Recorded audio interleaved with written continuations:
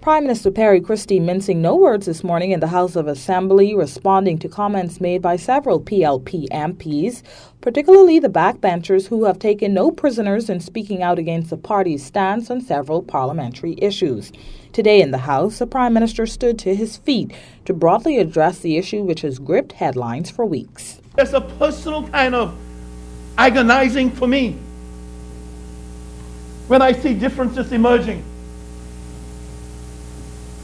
When I see a member who I introduce look at me and say what I'm doing is a betrayal of the people I represent. I don't give that to no right to no one in this parliament to attribute to me a betrayal. For 40 consecutive years, I have been in public life in this country. And there's not a possibility, no kind of idea, no kind of expression. What I do is the same that that member does, operates in good faith, and just as I accord to him the predicate that he's operating in good faith, so am I.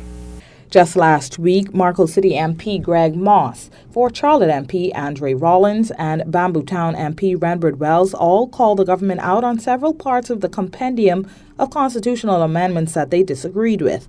Mr. Rollins has even resigned as government whip for going against the party grain. Just yesterday, Mr. Christie got into another verbal spat with Mr. Moss, who this time took exception to the value-added tax proposal. He called on the government to bring more important bills to the House, specifically those which speak to mortgage relief, the rehabilitation of offenders, among others. When the member for Markle City says, where is the rehabilitation of offenders amendment? Where is the mortgage relief program?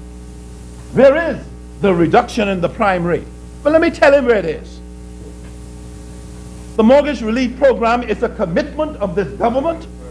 But when the government came into power, Mr. Speaker, it knew it had to work with the financial agencies in this country, namely banks.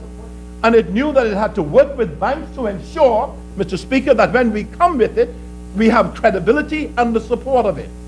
It has taken us longer than we want to do it. We know it's important because every day, every member, any member on this side must deal with constituents or other members of the public who are in dire straits because they're losing their mortgage.